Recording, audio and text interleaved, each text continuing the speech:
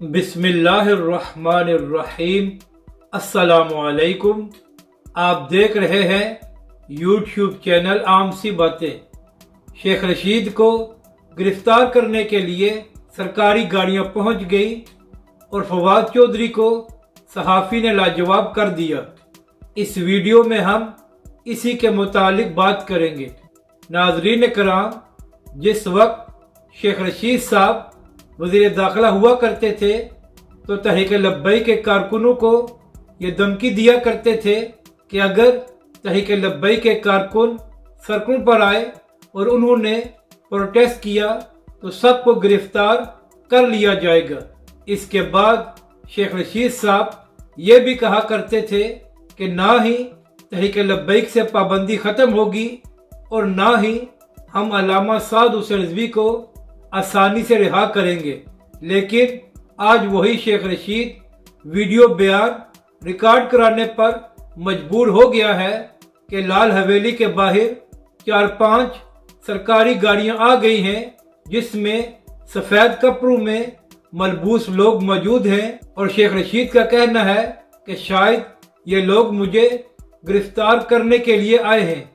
तो शेख साहब, आपने देख लिया कि हालात कितनी जल्दी बदल जाते हैं।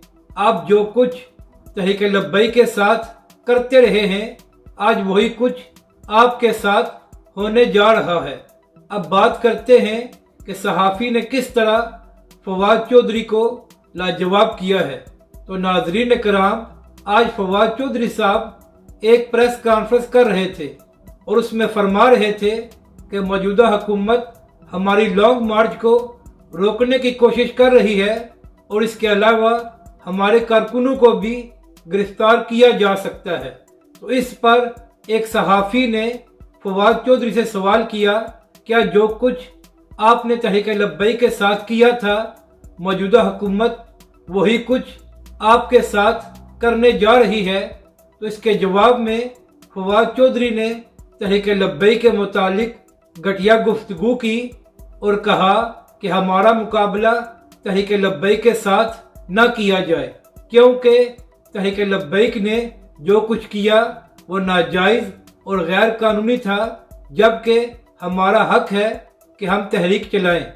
तो फवाद चौधरी साहब, जिस तरह तहरीक इंसाफ एक रजिस्टर्ड सियासी जमात है, इसी तरह तहरीक लब्बैक पाकिस्तान भी इलेक्शन कमीशन में एक रजिस्टर्ड सियासी जमात है। तो फिर आप किस तरह कह सकते हैं कि जो कुछ तहरीक लब्बैक ने किया था वो गैर कानूनी था? और तहरीक लब्बैक के लॉन्ग मार्च में हालात ख़राब इसलिए हुए थे कि आपकी हुकूमत ने ताकत के नशे में तहरीक लब्बैक के लॉन्ग मार्च पर तारीख की बदतरीन शेलिंग की और तहरीक लब्बैक के सैकड़ों कारकुनों को जख्मी किया था।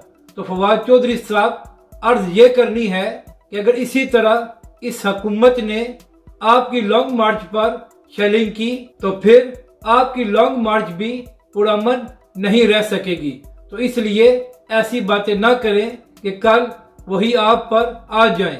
अपनी राय का ज़रूर इजहार करें कि आपको ये वीडियो कैसी लगी और हमारे इस चैनल को भी सब्सक्राइब करें।